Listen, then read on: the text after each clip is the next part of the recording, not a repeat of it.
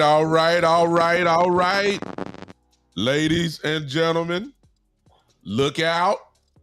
It's something new.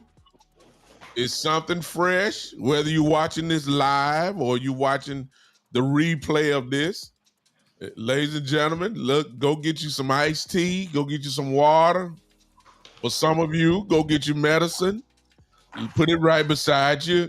Welcome for the first initial show of what we want to call the OG Cowboys panel, in which you see myself and you see my brother Cowboy Joe, literally my fraternity brother.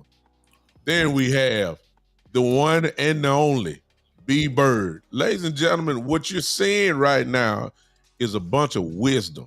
What you're seeing is a bunch of knowledge, not of this year, not only this year's Cowboys team, but we got knowledge from years and years and years going back. Some of you weren't even born when Jerry Jones bought this team. We were, you understand. We know about it. We understand the culture of the Dallas Cowboys. We know exactly what is going on. We also will have from time to time our brother Jules, the son of Cowboy Joe, who's in the building now.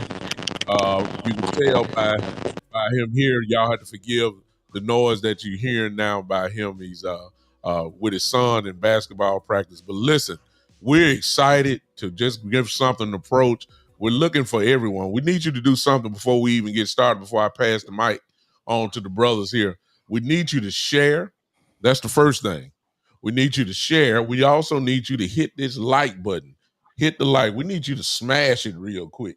You got some real quality on here right now. We ain't even started talking yet, but you should know most of you know us by now. We just decided to combine our efforts on tonight. So hit that like button and let me just introduce you and then we'll keep moving. What up? What up, Cowboy Joe and B-Bird? Talk to me, Cowboy Joe. Great to be on with the OGs.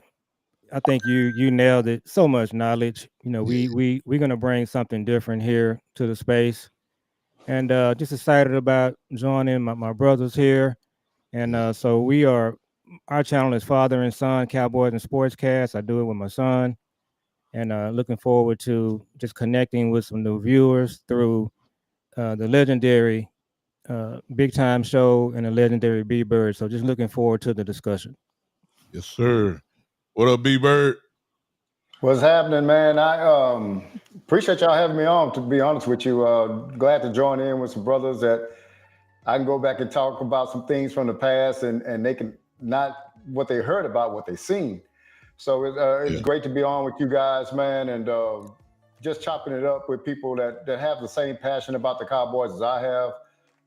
Again, I've told people before, I have Cowboy fans in my group around here, but I'm the most passionate one. And I feel like I'm talking to two people that are pretty much the most passionate Cowboy fans in their group also. So I just like to, come chop it up with y'all, man, have a good time. Just talk about the Cowboys, and we're trying to get 6, man. We're trying to get 6. And listen, that's what we all come together for. The more voices and Cowboy content creators that are in the space, it only makes us better. So I am super excited about being here with all you guys. Listen, I see people coming in finally. Listen, we want to involve you in the chat as well. Let's light this chat up. I see the Cowboys, Shane, Lee Harrison so far that's with me.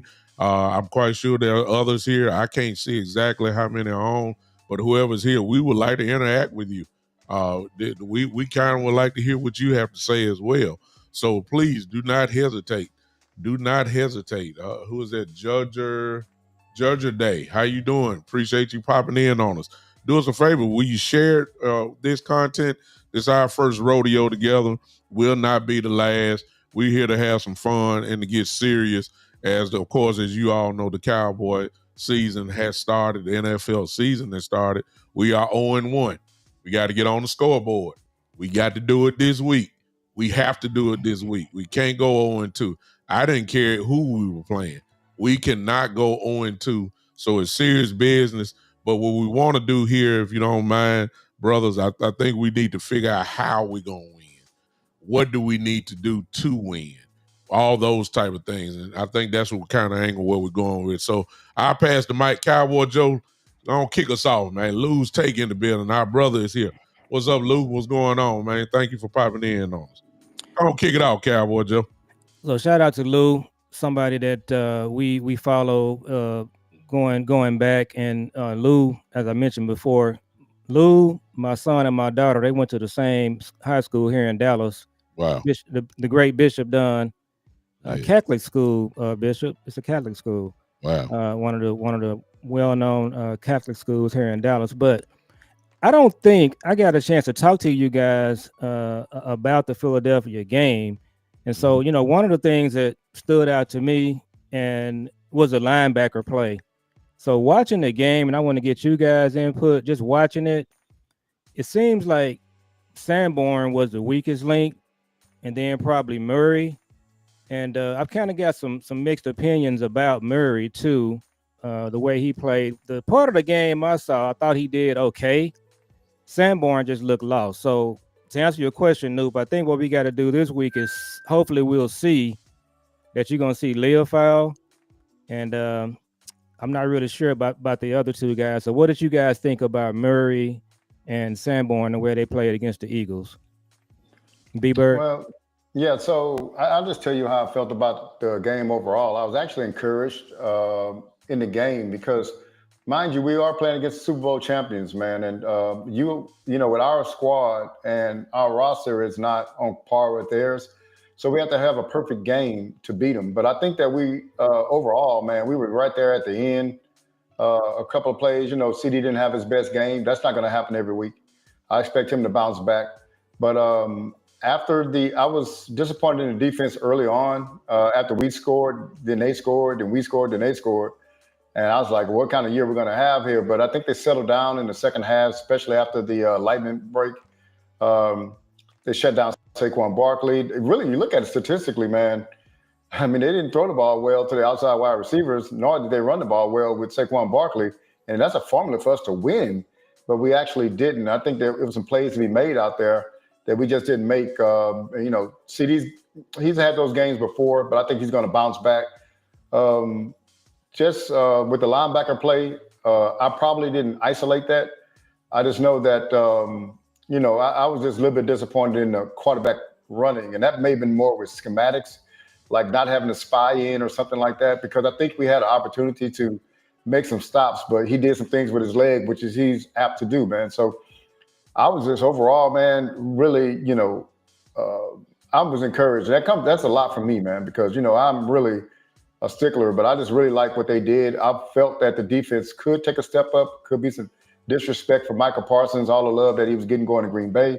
And so, I just think that they played overall a good performance. You just played against the Super Bowl champions. I think it's 20 other teams in the league you'd have played against, you probably would have won. So I'm encouraged about this week, especially with the Giants coming in. We played well. We should have won. There's no question in my mind about that. But be specific to go to what Cowboy Joe asked. I really believe that is real simple to me. Sanborn was brought in because of his knowledge of the defense that Eberflus runs, which he does have. He usually is in position, to at least be around the football. That's the other moniker that he had. However, one thing that Sanborn does not have is athleticism. And I think that's what hurt him. I think he knew what was going on, but if you just don't have the ability to get there, I think that hurt him. And when you start talking about somebody like Jalen Hurts, you can only go so fast in what your body allows you to go. And so Hurts can make a slow guy or a slower guy look bad. I think that's kind of what happened. When you start talking about the responsibilities and the keys that you have to have when you have a Saquon Barkley back there and they can run a option type run, or the quarterback can pull it out. If these type of things, where if you're a step behind, you ain't gonna make it up against a Saquon or a Jalen Hurts. And I think that's the case. Now, going forth, when you look at our schedule, and even Sunday, we're talking about mobile or classic mobile type quarterbacks. So even with a Russell Wilson, no matter how old he is, he still can run. And so I'm thinking then when we start going to Chicago, we're talking about Williams who can run. Then of course when we come to Green Bay, Jordan Love really not a runner, but he still can run. He's a big guy. So the way that I'm looking at it is, if he didn't, if he's having problems with his athleticism, then you need to substitute somebody in that can move. And that's why I believe what Cowboy Joe is 1,000,000% right. I think that Lil File is Lil File time. He's a playmaker.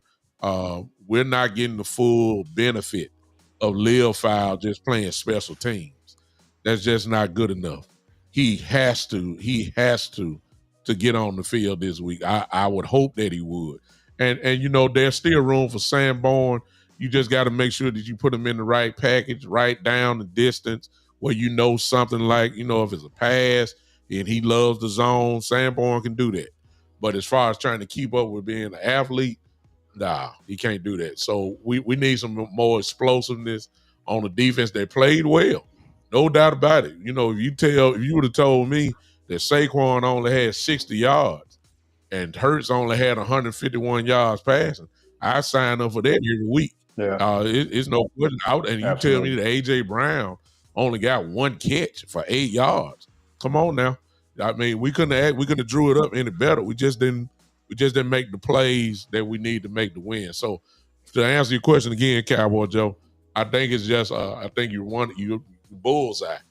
I think that you got to get Lil File out there. Let's just see what's going on. The name that you didn't call out was Clark. Clark played okay. I can deal with Clark. I can deal with him, but Murray's a downhill guy. You know what I'm saying? Just downhill. So it wasn't bad, but it wasn't kind of probably what we were expecting.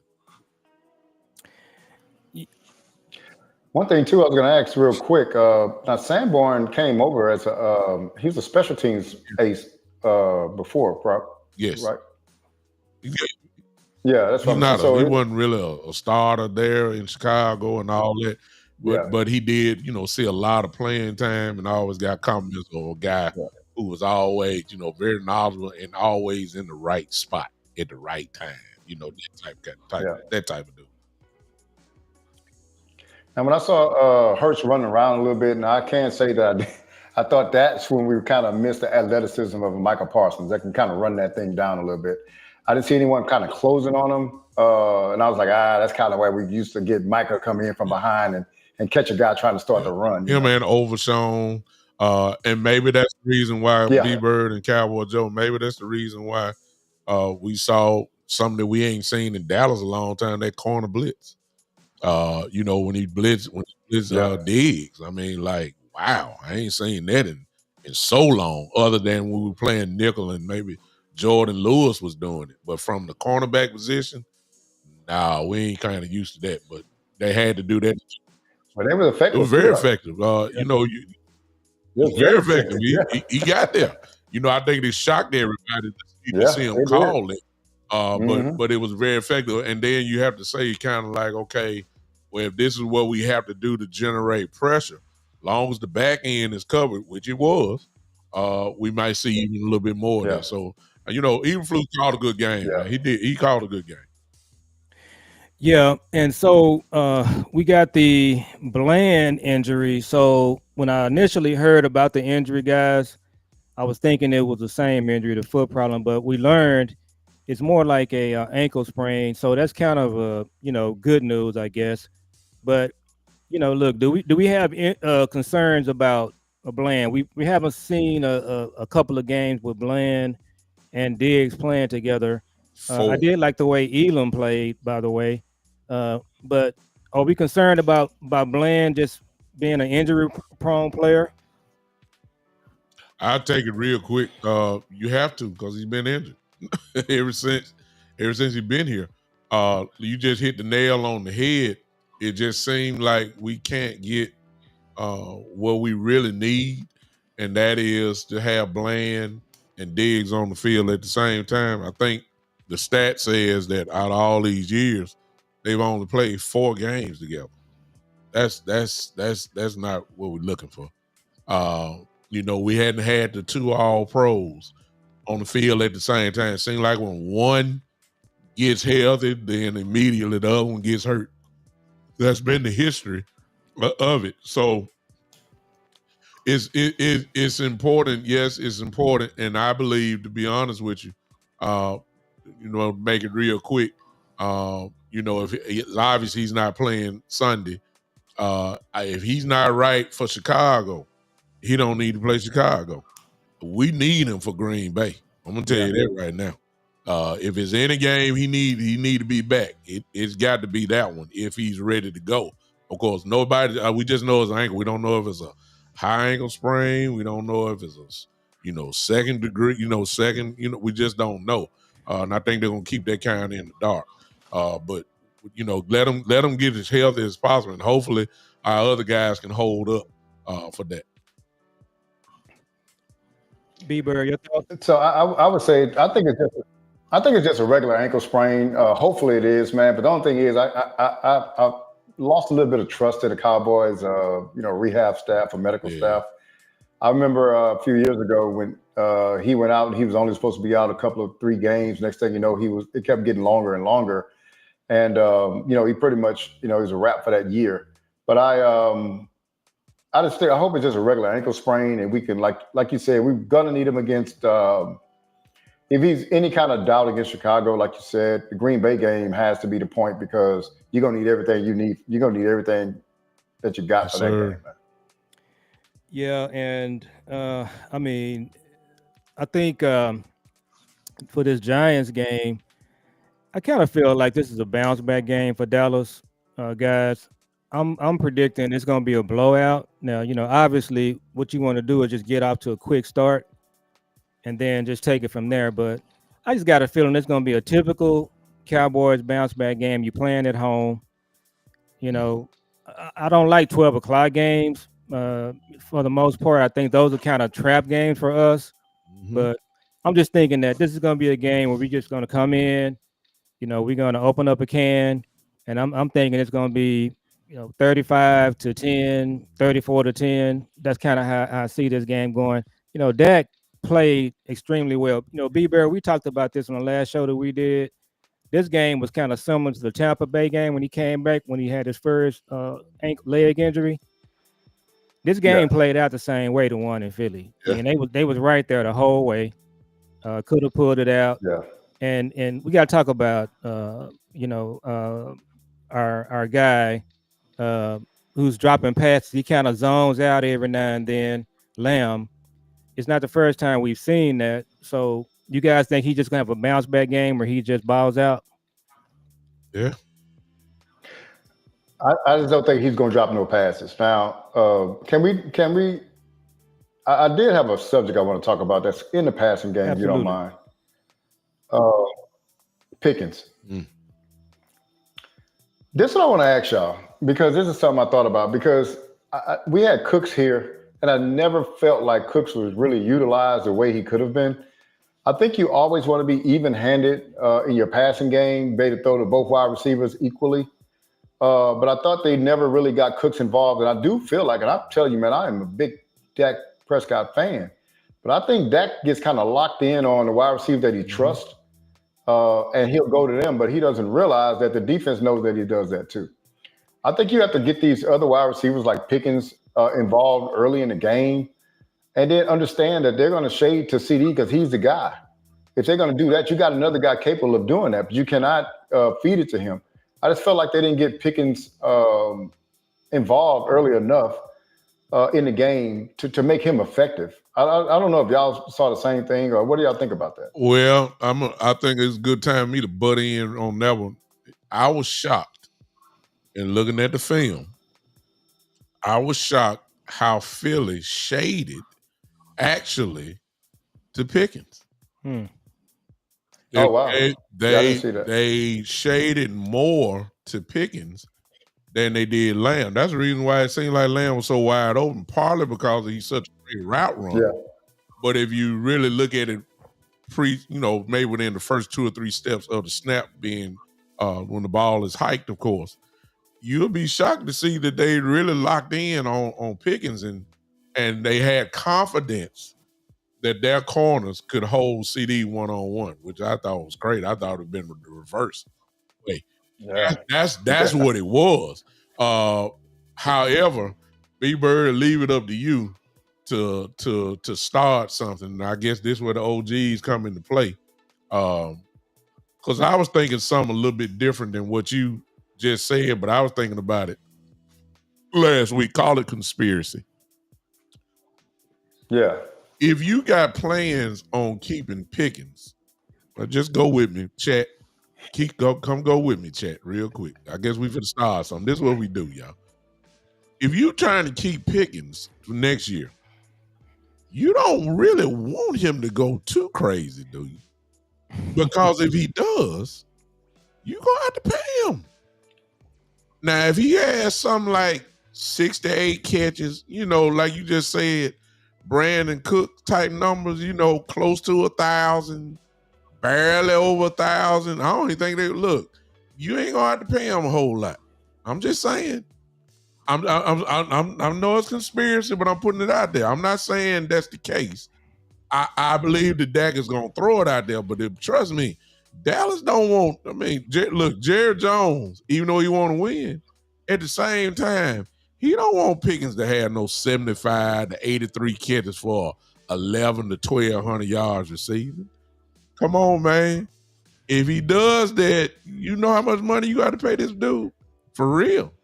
So really, when we start talking about this one rental year and all that type of stuff, I can see it. Go ahead. I'm sorry. I just want to throw that out there. Well, let me tell you, conspiracies is when you're way out there, but I think you got some things to back it up, right? So I'll give you a couple of them. I think they do. I think the front office dictates who gets the ball, right? Cole Beasley said that for itself out of his mouth. But if you remember Amari Cooper, right? So his last year, it was kind of amazing how they targeted him 19 times in the game against Tampa Bay, the first of the year, and it dwindled all the way to the end. And I think they knew that they weren't going to re-sign him, and to make it more palatable for the fans, they had to keep his stats low. Because if he came out and caught for 125 balls for 1,400 yards and 14 touchdowns, they'd be like, "How you trading this guy? What are you doing?" But if you keep his stats low, you can do that. So what you're saying is not right. Now, let me tell you something. It's counterintuitive to winning, right? Because any GM and any head coach cannot plan for contracts down the road like that. They got to win now. And that's what the issue is. And I always go back to. So what I'm saying is that, no, it's not a conspiracy. It's a hunch.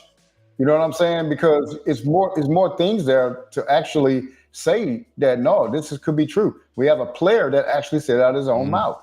So, I mean, no, I don't. If that was true, it would not be far-fetched. Let me just say that much. And I want to ask you guys this, and I don't know. Do we know if his agent is the same agent that Micah had, or is it just the same agency? It's the same agency. Agency, not the same agent.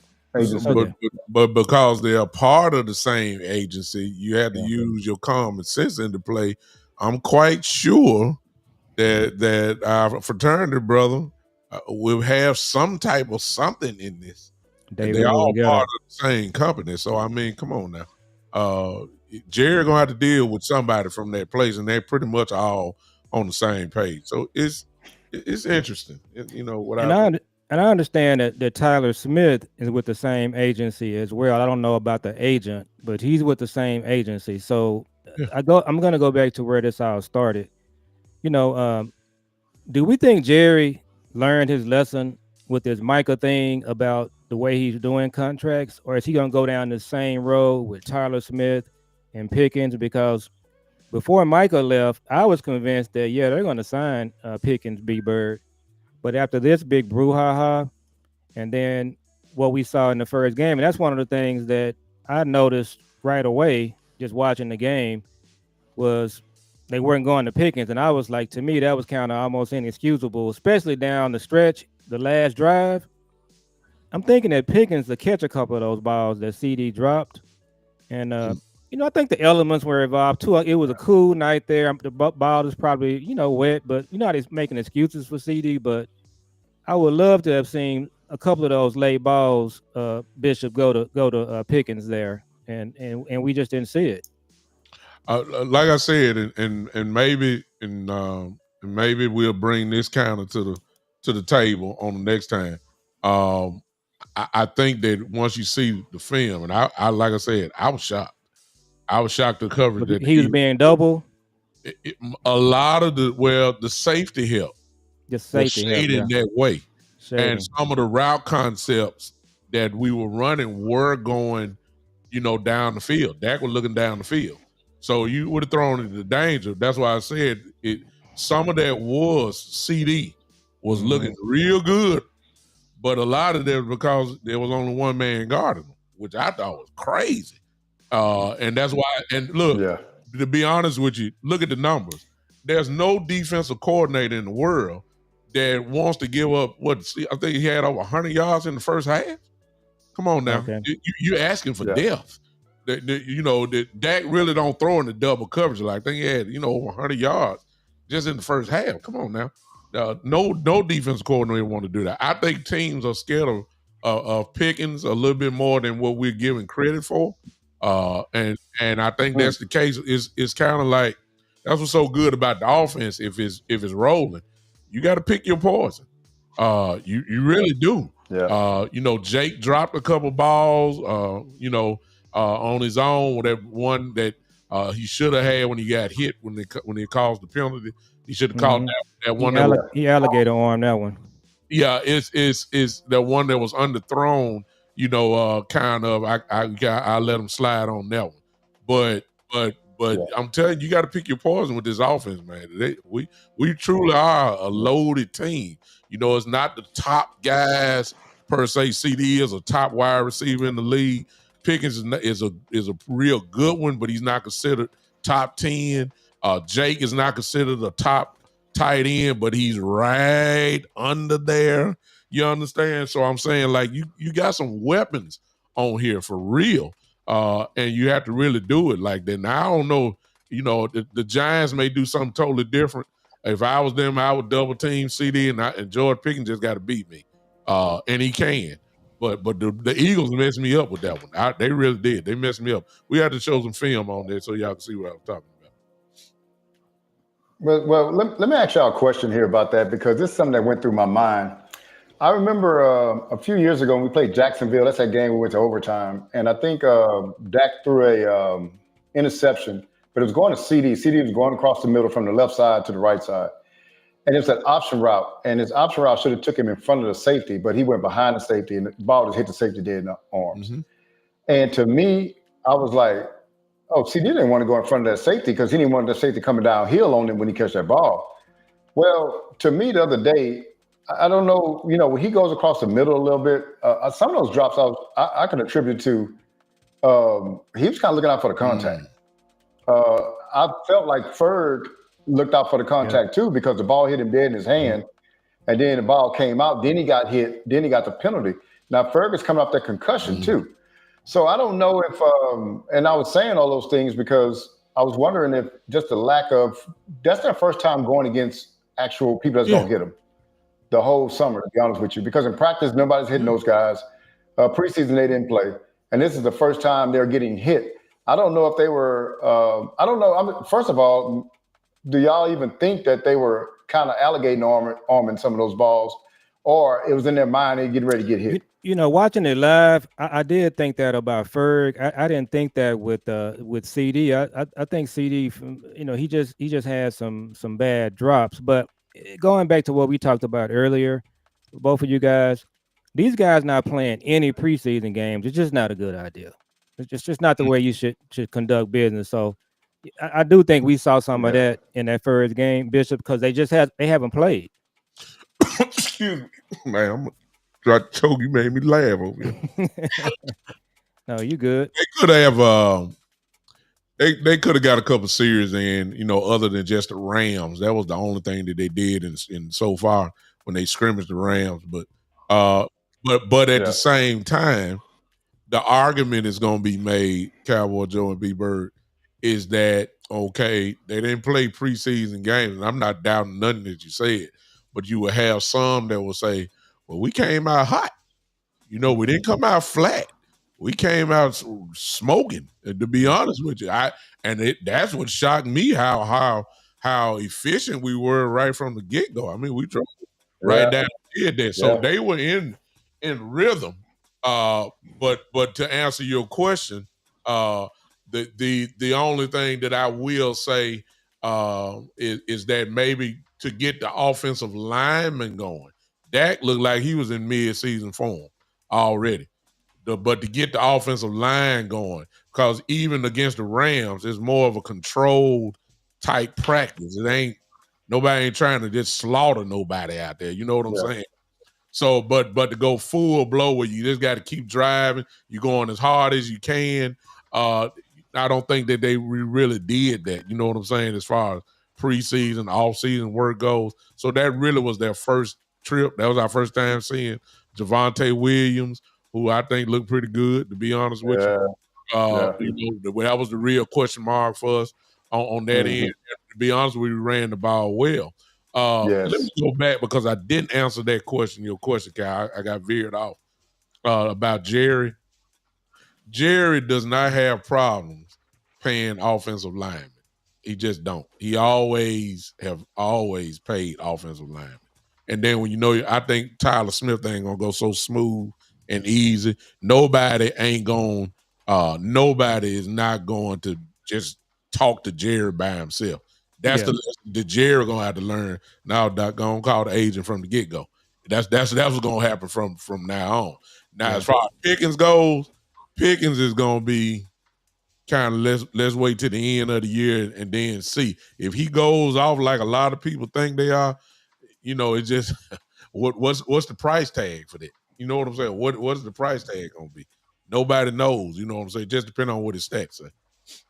So big time, real quick. Let's do this. So we want to do something so we can get more people to subscribe to B-Bird's show and our show. So we're gonna put the link to our shows in there. If you folks will go over and like and subscribe and share. So subscribe to B-Bird's new channel and to our channel, Father and Son Sportscast. And then of course, Big Time Show has been in the game doing such a great job for so long. So we do want to promote the channels and have people go in and subscribe. The thing about Pickens is, and there was a whole lot of just talk about him in preseason, what he was going to bring. And going back to this game tomorrow, I'm willing to bet they're going to feature Pickens tomorrow. Pickens is going to have them now Sunday. He's going to have a great game, several catches. And then at that point, guys, it's just going to be a matter of Shoddy just, spreading the ball around. And I know coverage is going to dictate it as well, guys. But, yeah, we definitely got to see Pickens get more involved. And I hope the front office is not, coming in trying to dictate. Because at this point, just to keep it real, keep it 100, after what Jerry did this offseason with the way this thing happened with Micah, they need to win games however they can win them. And if they're dumb enough to say, we're going to limit Pickens and, do whatever, you can easily just kind of lose some games here if they don't, get him involved in the offense. Yeah. Well, the thing is that the season, so I'm gonna ask y'all a question because it's going back to what he just said. But how did y'all watch the Washington game last night? So the reason I'm asking this question is this: so it's automatically we would probably go for Green Bay because Washington our division foe. But then some people go against Green Bay because of the Michael Parsons trade. So you're kind of conflicted with the watching the game, to be totally honest with you, because also you want Green Bay to lose because the draft picks will be higher. It's a lot of different things going on in that game. But then, we don't like Washington Redskins. Redskins Commanders. So it's a lot of different things going on in that game. So the first part of the question is, how did y'all watch that game last night? I mean, who were y'all rooting for? So me, I'm gonna just keep it 100. I kind of watched the game, kind of turned away for a few minutes, came back. It was just Twitter was just off the charts. It was just so crazy. People were posting. Also, another thing is we probably had this in common. We got friends and family members of the Cowboy Brigade. My phone was blowing up all throughout the game. At one point, I just stopped answering calls. So to answer your question, last night it wasn't a fun experience just seeing number one out there in Green Bay. And how did you look at it, Bishop? I looked at it. I wanted Green Bay to beat their brains out. I mean, the day that I cheer for Washington is the day that I ain't gonna be here no more. And the Steelers and the 49ers. Yeah, it's the same thing. I mean, look, Green Bay don't bother me. They're not in my division. They're not bothering me. The only thing that I will say is that to be honest with you, I looked at it as scouting for both teams. We got to play Green Bay in 2 or 3 more weeks, or whatever it is. Obviously, that's going to be a game that probably everybody going to say we're going to lose badly with that. And so we need to get ready for them. We need to see as much as their defense as possible. Then when it comes to Washington, it's obvious that we need to see how Debo fits into this system. He looked good last night. We need to see they let go of Brian Robinson. They banked on Austin Eckler, and true enough to his form, he gets hurt, his Achilles. And so they had this new dude, Jackson, whatever, Marford. I don't know his name, but it was big. So it's a new look team. They got Larry Tunsil as a tackle. Well, we need to be scouting, to be honest with you. And that's the way I was looking at it. But I wasn't cheering for Washington at all. I need Washington to lose just to help us out. Absolutely. I'm definitely going for Green Bay. I don't have any ill will towards Michael Parsons. I think the whole thing, we talked about it before, it was handled wrong. Not on his part, but on Jerry's part. I actually root for Michael to get some sacks. One of the reasons why is because Jerry's going to juxtapose the Cowboy seasons against the Green Bay Packers season this year because everybody else is going to do that.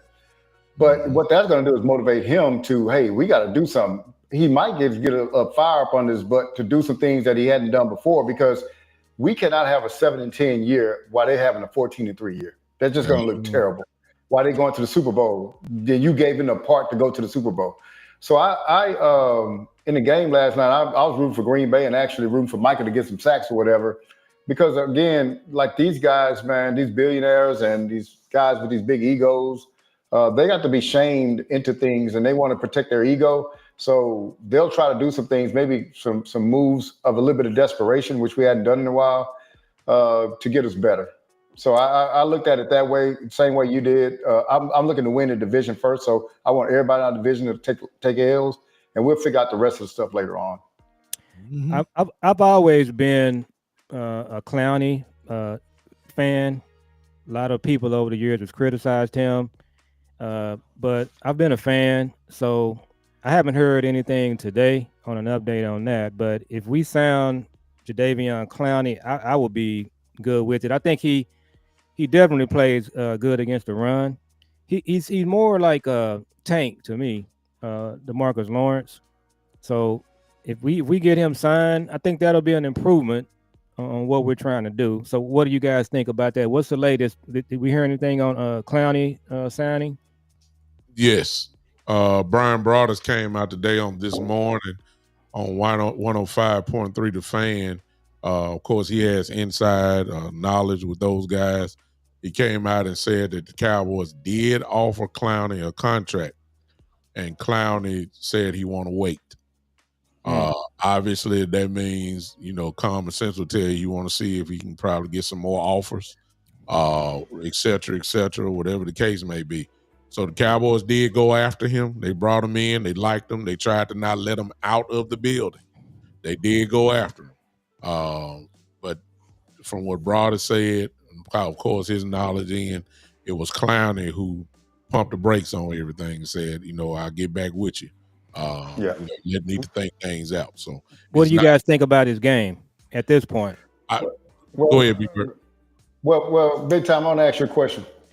If you're going to get you a brand new Tahoe, and you're going to go to 2 dealerships or 3 dealerships that day, right?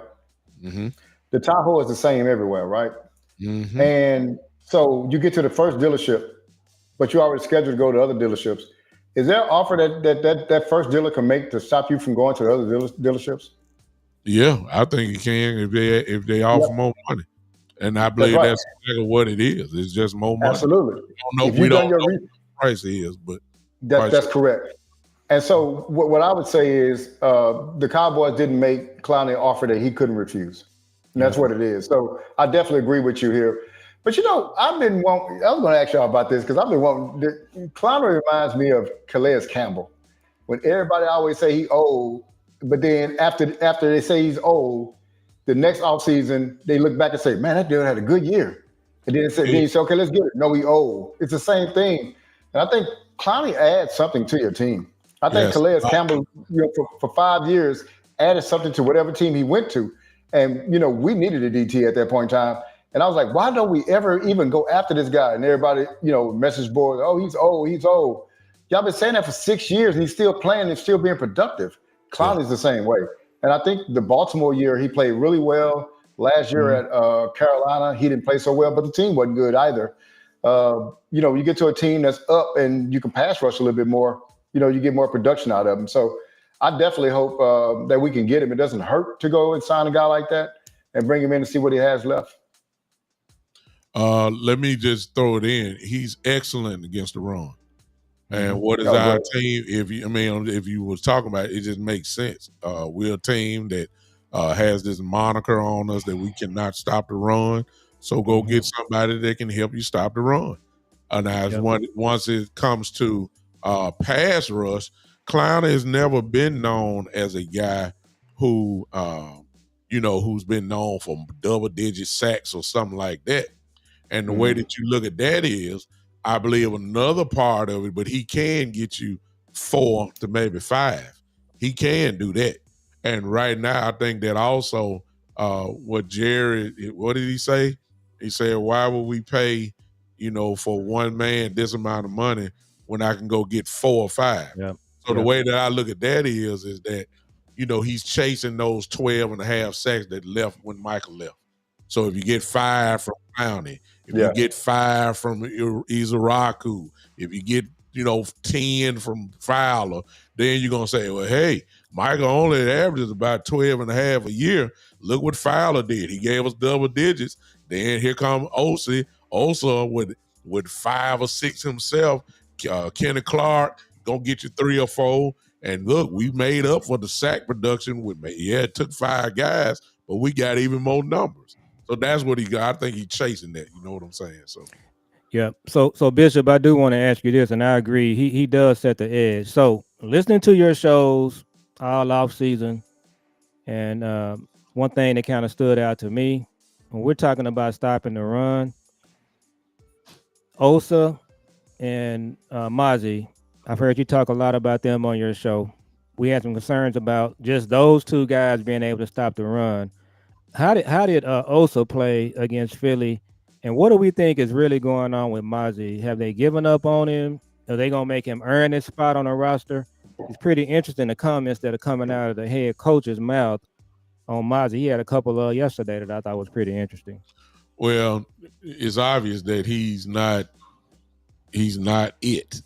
As far as for now, I think that Mozzie is almost kind of like waiting for somebody to get hurt. And if everybody is healthy, he's even on the list. What you got to remember is that Perion Winfrey, who will be back later on, he's above him.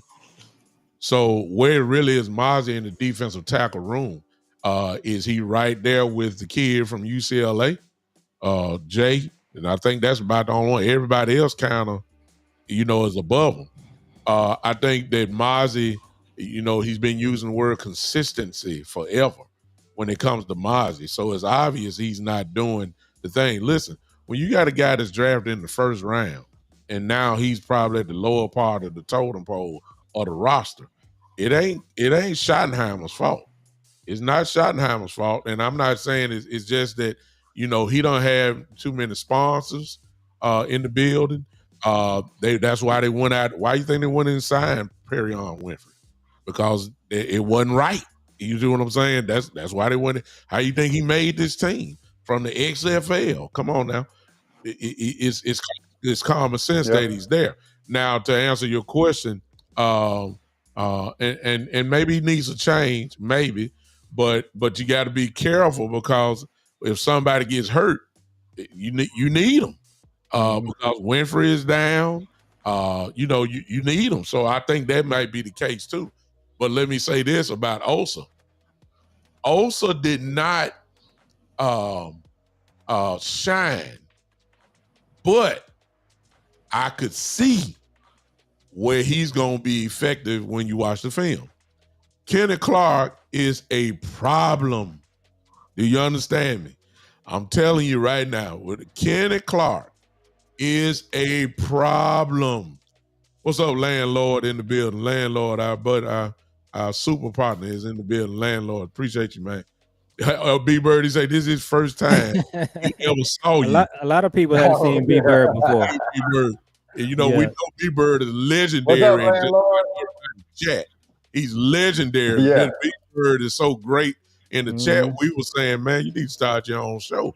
And B Bird did exactly what we said. Coach Marv was another one that used to be like that. Yeah. Of course, Coach Marv has started his channel as well. So, but let me say this about Kenny Clark. I said that to say that Kenny Clark is so good. You got to remember, last year he played on a broken toe. Come on now, your feet ain't gonna be. You need your feet. you need your feet. And everybody wants to say he had a down. His foot was broke. Stop. He told bro, you can't do it all. But when he's healthy, he's one of the best defensive tackles in the game. He showed you that. Now, there's the part where you have to understand. What I saw of Cowboy Joe in the film, and for those that watched the film, what you saw was Osa getting a lot of one-on-ones because of Clark. Mm-hmm. Ladies and gentlemen, let's go. Let's be honest. Philadelphia has one of the best lines in the game. You got Pro Bowlers just about everywhere. Okay, Osa going against a Pro Bowler. Guess what? Hey, the Pro Bowler probably got the little best of them, but you can see him generating pressure. Guess what? Every line ain't got no Pro Bowler.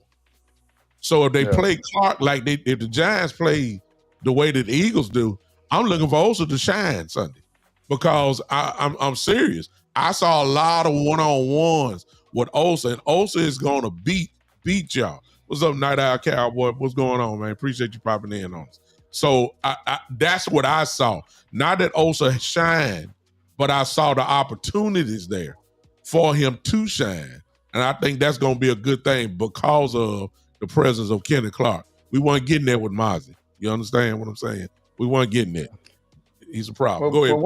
Well, one thing about Mozzie, man, is that you look at it, this is a pretty big demotion. I mean, you got a 7th rounder that's coming in, being active over him, getting playing time. And they acquired Clark in a trade because Mozzie wasn't effective. Because if he's the first round draft pick that we thought he was going to be, you wouldn't have to trade for Clark. Yeah. And you got Perry on Winfrey that pretty much was going to be in front of him also. But here's the deal, man. If you're go down.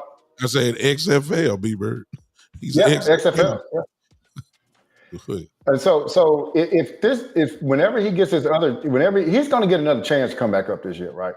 Mm-hmm. Whenever he does, man, if this does not light the fire under him to be consistent, to be a professional, to give it everything that he got, then his time in the league is going to be short, to be honest with you, because they've given him, we said it's going to be 3 years. This is year 3 that we should saw some payback from the development of all the years. And the coaching staff don't see it. Now, one thing I would tell y'all too is that it's actually a good sign because the Joneses don't like their draft picks, their first round draft picks being on the bench. This is a sign that to me that the coaching staff has a little bit of say-so in this, right? Because they're politically, they want to look good in all their draft picks.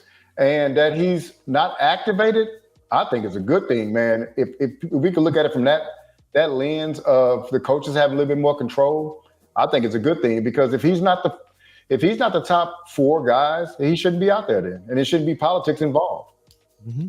Great So point. what I've been saying, and I was saying this back in July, I think we needed to sign 2 veteran defensive tackles. We got one in Yeah. Clark. I still think we need another one. And so the positive thing about that would be that those guys, they could teach Osa, how to prepare. I'm not Osa, sorry, Mozzie, how to prepare. It's just going to help him. They drafted him. They didn't really have any veteran presence there with him. They got one now, but that could help him. Look, they the draft and develop team, right? Mm-hmm. So if you're gonna do that, you got to have some veterans in there to show the young guy how to prepare. How to practice, and so hopefully, that'll happen for him. But I agree with you guys. This is probably it right here. It's looking like we'll know on Sunday. He's going to be inactive. Let me throw that in because I don't want to gloss over what B Bird said because B Bird made in chat. We really need to pay attention to this because B Bird brought out a point that is just shocking to us, and that is usually history shows if you're a first round or second round or you getting paid the most, you got to play. That's the way it's always have been, the last few years. Yeah. This is even if you weren't, playing well, you got your butt out there and played. Mozzie's been getting complained about ever since he got here, but he was always on the field, when he was healthy or whatever. This is the first time that I ain't seen in a while that it seems like, as B Bird said, that the coaches, and I'm gonna even throw in the assistant coaches, position coaches, have said, look, he ain't it. And he needs to be here while everybody else needs to be up here. And true to form, whether it's first round pick or whatever. And what we've said all offseason is, look, it take 3 years to find out really what you got in a defensive tackle. But Maz ain't in his 3rd year. We ain't find out nothing. He's on the bench. Matter of fact, he was in regular clothes.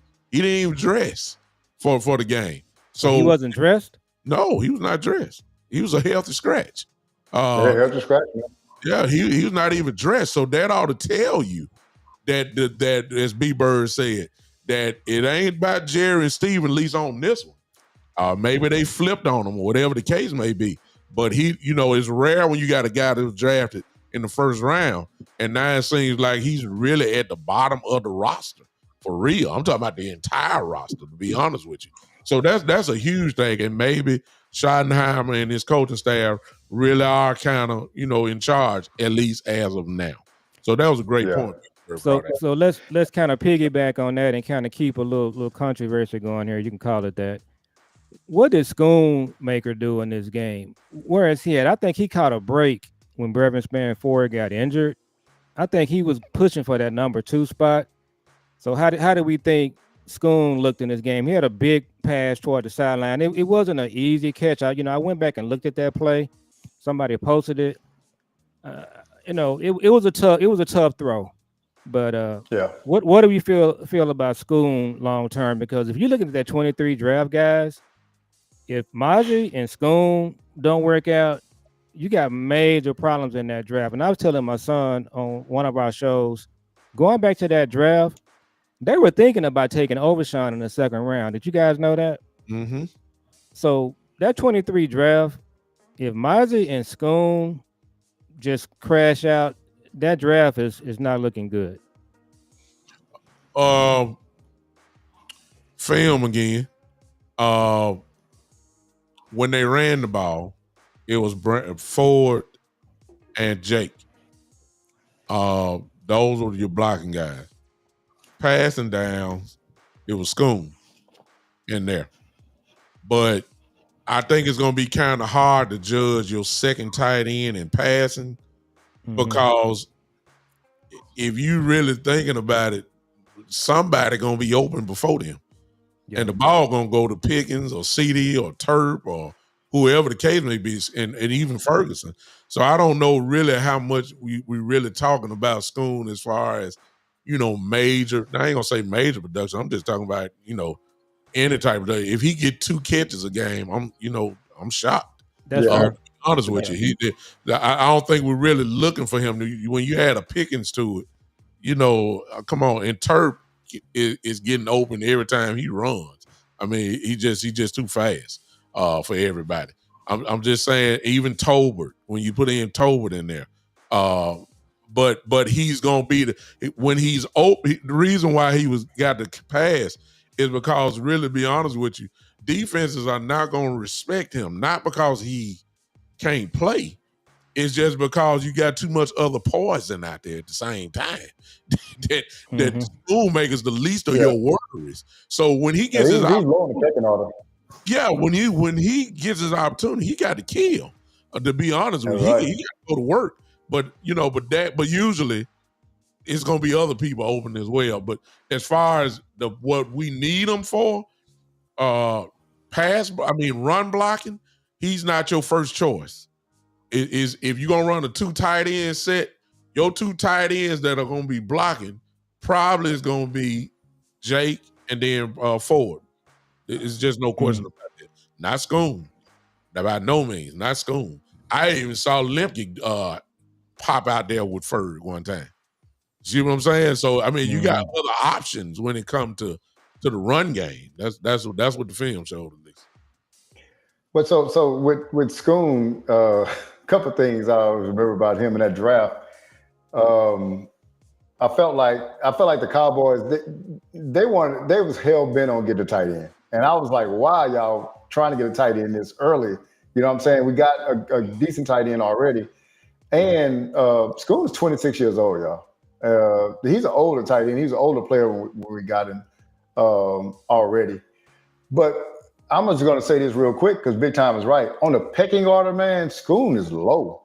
I mean, you got to get to 5 people before you even get to thinking about Schoon. So, but what Big Time said is right. If he gets 2 targets, you need to catch 2 targets. Yeah. You know what I'm saying? Because they got people. What I like is they did break in competition. They're not selling for that. They got him in at the number 2 right now. They got guys on his butt, though. And I just hope that if they come and they showing up in practice, they're showing up in the game, that they'll start getting more playing time than he does. So that's all I got to say about that. I did have one more. No, go ahead, B-Bird. Go on. Well, we kind of glossed over it, but I was going to say this, man. We did a show earlier, Cowboy Joe and I told him, hey, man, look, I'm willing to give Javonte Williams a chance because of what he showed. He had an injury last year. He's coming off of it. The guy's only 25 years old. He's a young guy. Let's see what he got. I was impressed with 2 things. I was impressed with him, but I also was impressed with Shotty's dedication to the run. I felt like he kind of dedicated himself to the run. Hey, they stopped it here. We're still going to run the ball. I thought he understood that we have to run the ball. We have to have the threat of the run. We can't just drop back and throw it every time. So 2 things I was going to ask y'all. What do y'all think about Javonte Williams? I was thoroughly impressed with him. And Shotty's being dedicated to the run. What do y'all think about those 2 things? So a couple years ago, my son in his fantasy league, he almost won it, and one of his running backs was the running back you just mentioned. Is it Williams? Javonte Williams. So that was one of his running backs. I had never heard of him before, and so but when he was healthy, my son was pretty impressed with him. He had the ACL injury, and even Big Time and I, we've talked about the knee injury thing. We both had the knee surgeries, and it takes a year or 2 to come back from that. But the part of, I thought he was impressive. I will say this about Blue. So we did just literally 100 mock drafts this last draft period. And for the most part, we took him in the 5th round. In the 2nd and 3rd round, we had Travion Henderson and a couple of other backs that we took. So sometimes we took Blue, sometimes we didn't, because we're Texas guys. We watch Texas a lot, and you do too, B-Bird. So I said all that to say this. I don't think Blue is a starting running back. I absolutely think he can be a situational back. And Williams, I was impressed with his game the other night. What did you think, Big Time? I'll take it from this angle. Usually, ladies and gentlemen, if we go through years gone by, let me give y'all a scenario. First and goal from the 3-yard line in the McCarthy era. What formation were we in? Shotgun. I answer for you. That's the wrong way to play it, right? Spread all the time. This year, Coach Schottenheimer promised us that we're gonna run the football. This year, with first down from the 2-yard line, we packed everything in, had a one-back set, and Dak handed the ball off. It wasn't no shotgun, period. What was the result? He did it twice, 2 touchdowns. It's real simple. If you want to know the difference, there it is right there. We ran the ball there. I was impressed with Javonte because we hadn't seen him in a while. He's a hammer. And that's what happened. Now, the other part, the name that we didn't call was Miles Sanders. The truth be told, Miles Sanders had a good game. He just fumbled. Yeah, that big run that he had, of course. Listen, we know that probably it was blue, that he would have been gone. However, I challenge you, I challenge everybody to say, hey, if it had been blue, he would have been gone. But in fairness to Sanders, would Blue have been patient enough to let that hole develop like Miles Sanders, the veteran, did to spring it? That's the question you need to ask. Would he have rushed it? Of course he would have outran Zach Bond. We know that. But we are missing a home run hitter from the running back position. Sanders is okay, but he just showed you that he can't break it, all the way. You're going to get caught. And every time you let a linebacker catch you, you know what a defensive back going to do. So that tells you what time it is. But, here's the thing, what they said about Blue. Don't know if you guys caught it. Schottenheimer was saying again that, the word consistency came up again. Gotta earn it. What does that mean? I don't know if that means his speed is not questionable. He's got that. But is he pass blocking right? Is he, you know what I'm saying? Does he know the playbook? Is he patient with the run? Or does he just go get it real quick and, you're not going, there's a lot of things that, in fairness, I'm just going to have to trust Coach Schottenheimer's his statement right now. In other words, what he's saying is, because Blue was a healthy scratch. What he's saying is he's just not ready to play yet. That's the bottom line. He's not ready. He's not going to get past Sanders at this point, at least as of now. He was definitely not going to get past Lemke, and he definitely wasn't getting past Javonte. I'm quite sure that will happen eventually, but as of now, he had his jogging suit on. So it's a reason why he had his jogging suit on.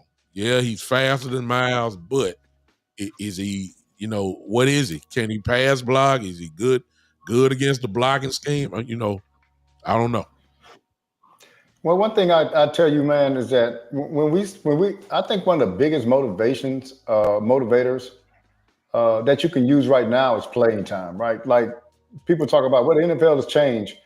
Yeah, but when you start messing with people's playing time, you're actually messing with their career. And I'm saying it when it's earned, like when you are sloughing off or you're making mistakes or whatever, and now you're not active or you're not being professional, you're not putting forth the great effort, you're not active. Hey, the next step is you're not going to be on this team. And so I think that's a great motivator. I really think that either these guys like Mozzie and Blue, either they're going to get their stuff together or they're going to be on off NFL roster, any NFL roster. So I actually don't mind that at all, man, because I've always felt, this is just my thought process. If it's 3rd and 4 and you're on deep and the Cowboys defense is on the field and you jump off sides to give them a first down, you should come to the sideline. I really don't care who you are, because that's unexcusable. And I've always felt like there's some mistakes that people made. They're like, oh man, hit their step on the head and going back out there. No, that's a major mistake, dude. Like you can't give them, without that first down, we would have got the ball back. You jumped off sides and gave them a first down. No, come to the sideline, come talk to me. And so I don't mind Blue and Mozzie being challenged like this. That's how you get better. You got to challenge these players. But one thing I say about Sanders, man, like my son, because he didn't like Sanders anyway. I said, man, you got to give him Sanders. You got to give him a chance, man. But anytime Zach Braun runs you down straight from behind. And I'm talking about it wasn't an angle or anything, dude. It was from behind. So I go back and say, well, let me go see what he ran in the combine. Man, Zach Bond ran a 4.65 in the combine. Oh. And so I'm like, man, look, I need my running back to be now. If that's a cornerback that catches you, I don't mind. And some people say, man, these linebackers are different. I don't care. A running back ain't supposed to be caught by a linebacker. Not when you got like 3 steps on the guy, man. And that's crazy to me. And I was like, God, dog, he lost a whole bunch of explosiveness or whatever. So and I did say in my mind that was blue. He'd have got there, but it is what it is. So I'm gonna tell you guys something kind of funny. This is definitely like an OG thing. So Bishop, I missed the first part of the game because we had a chapter meeting, of course, on Thursday night. I hate Thursday night games, but we have meetings. Mm-hmm. So I missed the first half. So the second half or the last of the second quarter, I'm in my car listening to the game on the radio because I don't want to drive and watch it. It's kind of dangerous for all you young folks out there. You don't want to do that. Watch it on my phone. That's definitely an OG move. Just listen to it on the radio. Yeah. But anyway, when they called that play, B-Bird, and when Sanders broke, I'm saying to myself, it was a touchdown. So when he got to the 10-yard line and got tackled, just listening to it on the radio, I was saying to myself, how did he not score? That was just funny. It was just weird listening to that. Yeah. Can I say one thing go ahead. Let me say one thing about Blue, man, that people don't remember. Blue started out the 2024 year for University of Texas Longhorns at the 3rd running back. Yeah. So injuries had to happen to get him on the field like he did. So I'm just letting y'all know that. I just wanted to add that part. Mm-hmm. Yep. But we're missing, hopefully, Blue, you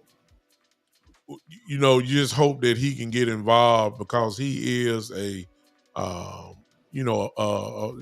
that can hit his head on the goalpost from anywhere. Yeah, home run hitter. He's a home run hitter, and if he gets daylight, he can do it. He can run the ball.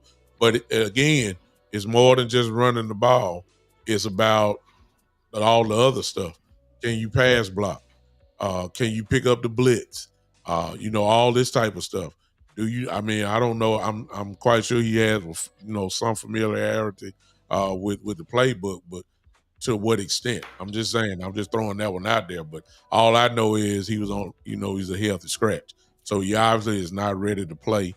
For at least before anybody right now. So we're gonna need him at some point. But as for now, he probably needs just learn. And I do want to ask you guys this before I lose my train of thought. Turpin, I thought he was going to be a much bigger factor. So did we see enough of Turpin in this game where they, keying on him? How did he look? And I just thought we were going to see more from him, Cavante Turpin, on the offensive side of the ball. I don't think we saw that the other night. Again, let me say this. I love the way that we used them. If you're looking for production, then you 1,000,000% right. But what they did do with him, they used him as a chess piece on the queen board. Mm-hmm. They motioned him just about every play. And from that motion, you could see whether they were in man or in zone. That only helped Dak out. And, of course, the mismatch was there. But, again, I almost want to say it just like we were talking about Schoonmaker. Man, look, Turpin, even when he out there, he might be your 4th option. He's a threat. He's a threat, but I'm saying because if he's doing that, the ball is going to be dictated to either Lamb or Pickens. One of them going to be wide open. That's where the ball going. And Ferg probably is the 3rd. Turpin is absolutely. Unless Turpin is going down. I don't know if he's really up there as far as pecking order goes. That's how powerful the offense really is, man. Like Turpin is used as a chess piece, and he opened it up for Dak so he can see the ball. See the field tremendously well. He already knew pre-snap what they were running. If they didn't follow him, then they're in zone. If they followed him, they're in man. So it was that's what we didn't do with McCarthy. You using his speed as a chess piece. In other words, he played his role. And in this game, you got to play your role. So I really wasn't mad at it. I believe he's gonna catch some balls eventually, but it was effective. Look, it's a reason why Dak was so hot at the beginning now. And I think that part of, that's probably a big part of it. But one thing too, man, is that when you have a Turpin on the field, if I'm on the defense, if I'm a safety, I gotta kind of stay back a little bit because of his speed, right?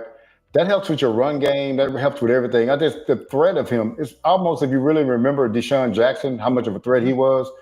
The threat of his speed really, dictates a lot of things that what you can do on offense.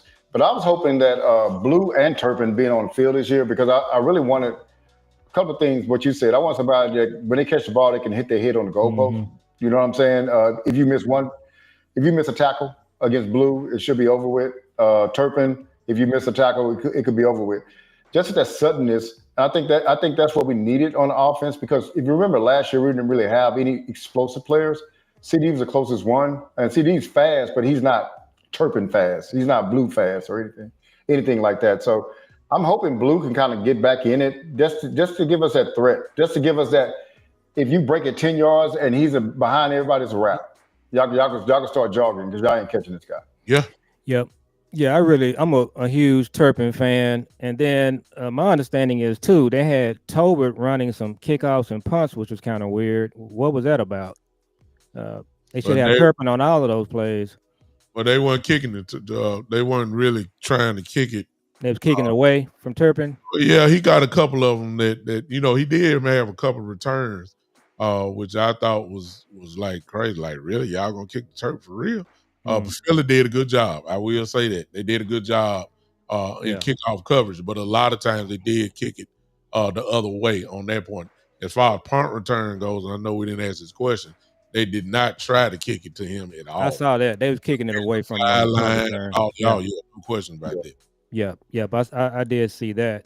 So yeah, look, I think we got a lot of guys on this team that we got so many playmakers. You guys are right. They're gonna have to just kind of decide, okay, how are we gonna spread this ball around? Obviously you're gonna get it to CD, work Pickens in, Ferg, then the other guys, they'll have to just kind of get their plays when they get them. But that's the good thing about the offense. We got a lot of guys that at any given moment, they can light it up.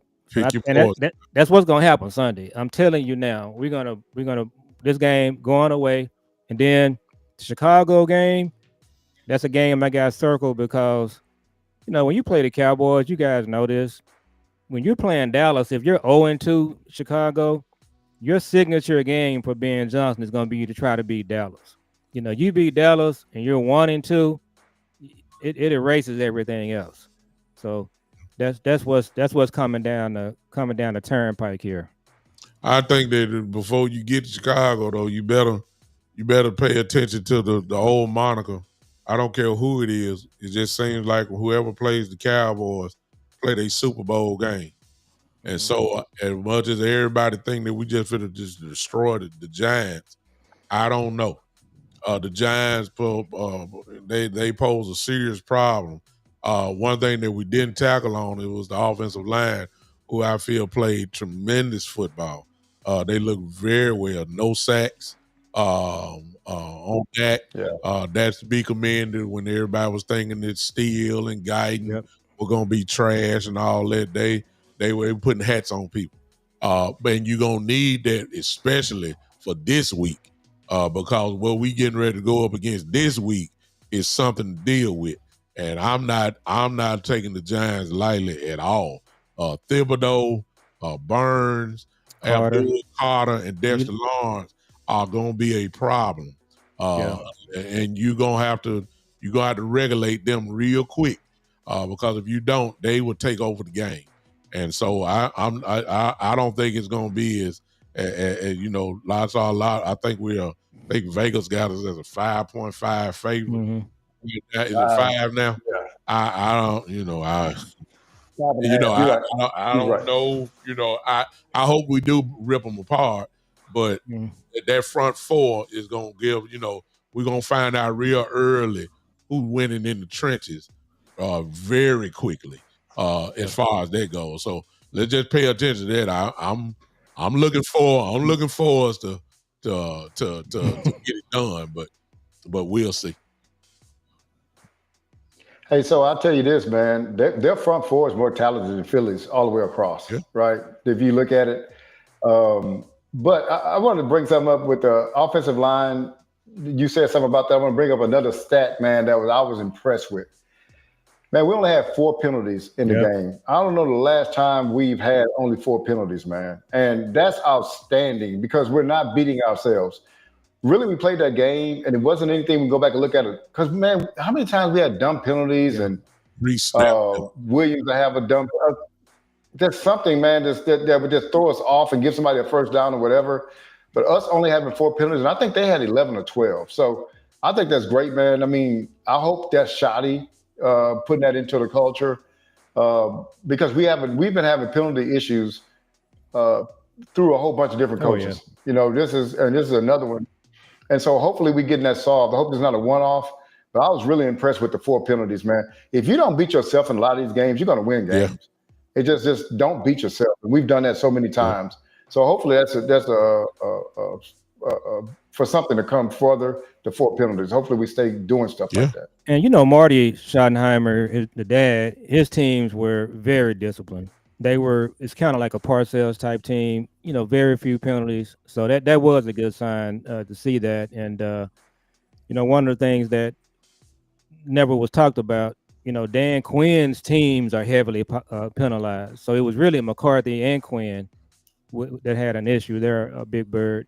I don't know how the Commanders did last night, but last year the Commanders were one of the most heavily penalized teams. So Quinn, his teams don't show a lot of discipline. So that was a good sign for sure. Yeah. That's the things that we asked for in the offseason.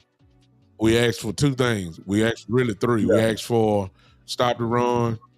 Well, we did. Anytime you tell me Barkley only had 60 yards rushing, that's a good night. Then when you said the pre-penalties, which have killed us over the years, consecutively, I may add, to only come away with four, B-Bird is absolutely right. That was huge. You just didn't. Those are drive killers. We didn't have the real drive killers that night. And then us running the ball, the commitment was there. But at the same time, the Cowboys have the type of offense, and I've been saying it since I said it before we even took the first snap. We got the kind of offense I believe that can beat you either way. To be honest with you, if this line is what I think it could be, then it's gonna make a number 2 running back have over 1,000 yards this year if he can stay healthy. Javonte Williams may have over 1,000 yards this year if he can stay healthy. They mauled Philadelphia's line, and I understand Jalen Carter wasn't in there. I understand that. I understand the difference that he does make. I get all that, but for the people that were in there, we weren't just like they were just killing us. We didn't score in the second half, but it wasn't because they were just shutting us. That we wasn't moving the ball. At least we looked real good. This is a bigger challenge, if you ask me, as far as defensive line goes. We about to find out exactly really where our line is on this week right here. If you can do this week and come out looking real good, you can play with anybody. And yes, that includes Chicago, that includes Green Bay, Washington, whoever else we got. If you can do that against this front four, then I'm saying, we got a pretty good line for real. So that's what I'm looking for. Yep, absolutely. Well, guys, we can go ahead and wind down. We've been on for over an hour. So again, man, this is just a great format with the OGs here. Just so much experience and so much that we can bring to the table in this space, and look forward to doing some more shows with you guys. I mean, I think this is a really good group of guys, and hopefully people will kind of like the format and like what we bring to the space. All right. Listen, before we go, let me say this and then we'll do our last words. Need everybody in here to go up into the chat, and we may put it there again. We need all of you guys to subscribe to our individual shows. We just came together for this one. Who knows? We might even do a YouTube channel for this. Who knows? We just to see what's going on. We just did it here on for now. But you need to go subscribe to B Bird's channel. It's in there. Well, there it is, right there in the chat. Need you to subscribe to him. Most of you already subscribe to the Big Time Show. But if not, I'm going to try to put mine in since B Bird just put his in. Let me do that. I think that's right. Yes, there it is. And there it is there. Jules, if you're there, I need you to put the link in to y'all father and son. Put it in there real quick. Follow me, B and Bird, if you're there. Usually Jules will be our kind of like our moderator for the night. Keep us old folks in check. Yeah. With his son, I think we did pretty good on our own tonight. But if you don't mind, Jules, if you're there, I believe you are. Go ahead and put that in. Put it in y'all's chat, and that sort of give everybody an opportunity to follow all of our channels. For those that who have not followed each other, we can do that now. Go ahead, Cowboy. I don't know what you were saying. I just want to throw that in, put everybody's channel in, so that everybody. No, I said he was doing daddy duty, so I don't know if he's there or not, but we'll catch it next time. But again, just a great format, and then again, appreciate the people that joined in. D Shift, West Philly Black, T Foster, seen a lot of people I ain't never seen before.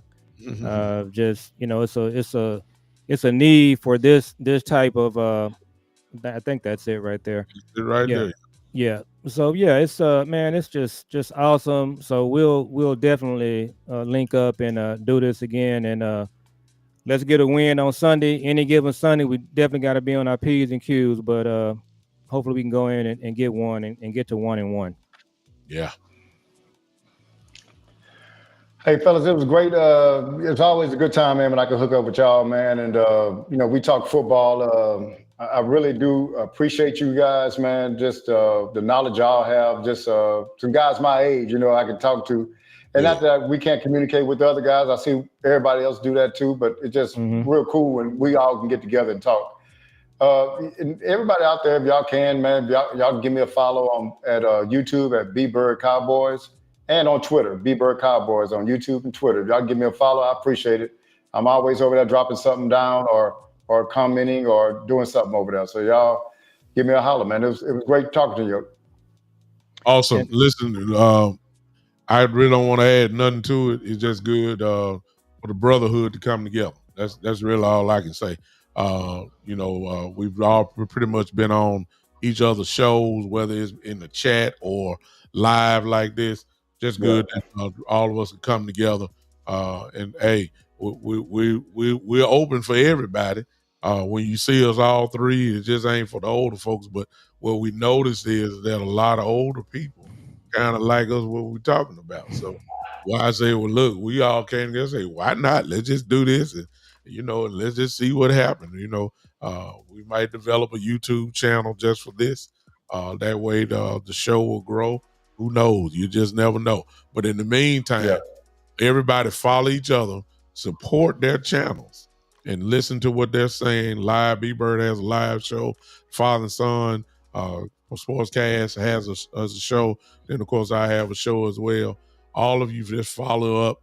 Then we'll come together kind of like this. By the time we come together next time, we'll have be talking about what we saw in the Giant game and get ready for the Bears the next week.